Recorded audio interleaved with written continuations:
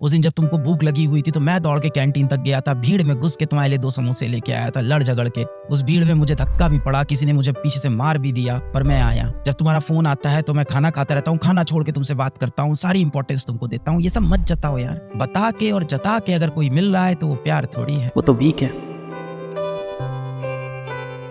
कई बार क्या होता है कि हम लोगों से बहुत दिल लगाते हैं, बहुत प्रेम करते हैं, सब अच्छा करते हैं, अपनी तरफ से पूरे ऑनेस्ट रहते हैं, पर दुनिया कठोर है। दुनिया हमें छल दे देती है, सामने वाला व्यक्ति हमें छल दे देता है, हमसे चीट कर देता है, हमें धोखा दे देता है, हमें तड़पा देता है, परेशान कर देता है, एक बार बात करने को आपको तरसा देता है। आप बोलते रह जाते हो, प्लीज मेरे मैसेज का रिप्लाई कर दो, प्लीज कॉल उठा लो। 10-10 कॉल आप करते हो, ब्लॉक हो जाते हो, दूसरों के नंबर से कॉल करते हो, और फिर आपके इस इनोसेंट से दिल में चोट पहुंचती है। और जब ये चोट पहुंचती है तो एक फीलिंग आ जाती है कि दुनिया बहुत बुरी है, मेरे साथ इस दुनिया ने बहुत धोखा किया है, दुनिया मेरा इस्तेमाल करती है, आई एम बीइंग यूज्ड। और फिर वो कहावत हमने सुनी है, टिट फॉर टैट, जैसे को तैसा देंगे। पर हम जैसे को नहीं, हम पूरी दुनिया को तैसा देने लग जाते हैं। कहीं आपके अंदर ये भावना तो नहीं बन रही कि जिस दिन मेरे बच्चे होंगे उनको भी मैं ऐसे ही तड़पाऊंगा? बिल्कुल नहीं बेटा, आपको सही शिक्षा मिल रही है। हो सकता हो किसी कारण से आपके माता पिता कोई शिक्षा मिल ही नहीं पाई हो, अंत में वो यही चाहते हैं आप भला करो, और उन्हें तरीका ही नहीं पता। उन्हें पता ही नहीं कि आपसे आराम से बैठ के बात करने से भी चीजें सही हो सकती है। उन्हें पता ही नहीं कि आप अपना दर्द, अपनी कमजोरी, अपने सीक्रेट्स बाहर जाके दुनिया में अनजानों से बताने लगे हो, और अपने माता पिता से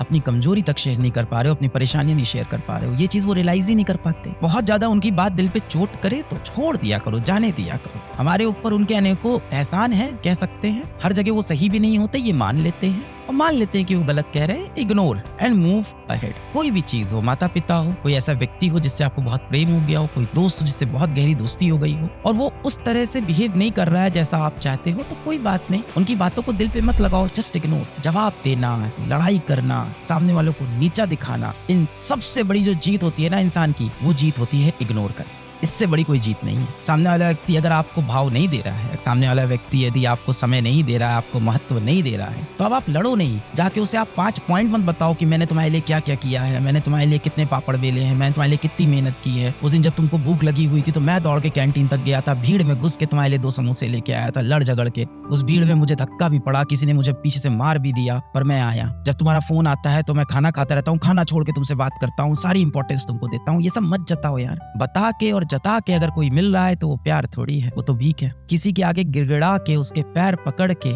उसको अपने सारे एहसान जता के अगर तुम जीत भी लेते हो तो वो कुछ समय तक ही आपके साथ रहेगा। वो प्रेम नहीं है, वो दोस्ती नहीं है, वो तो बस आप सौदा कर रहे हो, वो तो बिजनेस है कि मैंने तुम्हारे लिए इतना किया, बदले में तुम्हें भी मेरे लिए इतना करना पड़ेगा। अब आपको लगता है कि नहीं, वो भी मुझसे इतना ही प्रेम करता है, वो दोस्त भी मेरा उतना ही अच्छा है। अब आपको लगता है नहीं नहीं, वो तो मेरे लिए बहुत कुछ करता है, वो भी मुझसे बात करता है। सर देखो ना, मैसेज में उसके भी हमेशा रिप्लाई आते हैं बेटा, कभी अपनी तरफ से सवाल नहीं आता उनका, सिर्फ जवाब आ रहे हैं, वो भी गिने चुने शब्दों में जवाब आ रहे हैं। बात करने के तरीके से समझ में आ जाता है, और जिसको सच में आपकी इंपॉर्टेंस हो उसका जवाब कभी भी एक शब्द में नहीं आता है। अपने आप को मेंटली स्ट्रांग करो। आप जो चीजें सामने दिख रही हैं उनको उस तरह से एक्सेप्ट करना सीखो, उनसे लड़ो नहीं। इंस्टाग्राम पे देख लिया 16-17 साल के बच्चों का कपल बना हुआ है तो अंदर से फोमो लगता है कि यार मेरे साथ कोई क्यों नहीं है। फिर कोशिश जारी, व्हाट्सएप पे कोशिश जारी है, दिन भर रात भर। सामने वाले व्यक्ति को आप मैसेज किए जा रहे हो, उनका रिप्लाई आए ना आए, फिर से मैसेज किया, फिर उनका रिप्लाई नहीं आया, फिर मैसेज किया, फिर रिप्लाई नहीं। सामने वाला व्यक्ति आपको इग्नोर कर रहा है, इतनी सी बात आपको क्यों नहीं समझ में?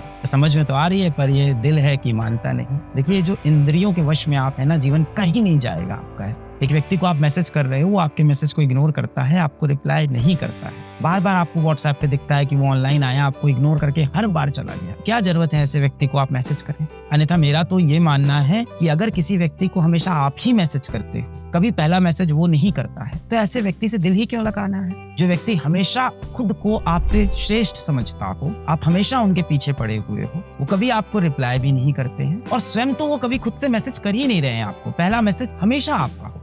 ऐसे दरवाजों पे जाके बेटा क्यों खटखटा रहे हो? बाद में दिल टूटेगा, चोट लगेगी आपको। अपनी सेल्फ रिस्पेक्ट को, अपने आत्मसम्मान को बेच के क्यों आ रहे हैं? जब कोई व्यक्ति आप में इंटरेस्ट नहीं ले रहा है, आपसे दूर जाना चाह रहा है, आपको लगातार इग्नोर कर रहा है, कभी कभी आपको याद कर लेता है। कब? जब उसकी जरूरत होती है। यानी एक तरह से वो आपका इस्तेमाल कर रहा है। और इतनी छोटी उम्र में अगर ये फीलिंग आपके अंदर आ गई कि दुनिया मुझे इस्तेमाल कर रही है, दुनिया मुझे यूज कर रही है, तो दिमाग पे बड़ा खराब प्रभाव पड़ेगा। आपने देखा होगा आपके आसपास कुछ लड़के होते हैं, कुछ लड़कियां होती हैं जो बहुत कठोर हो जाते हैं, क्योंकि कहीं ना कहीं उन्होंने सच्चा प्रेम किया किसी से, या सच्चा दिल लगाया किसी से, या किसी पे बहुत भरोसा किया और उसने उसे धोखा दे दिया। अब इस कच्ची उम्र में धोखा मिलता है तो क्या होता है, हृदय बहुत कठोर हो जाता है, दिल बहुत कठोर।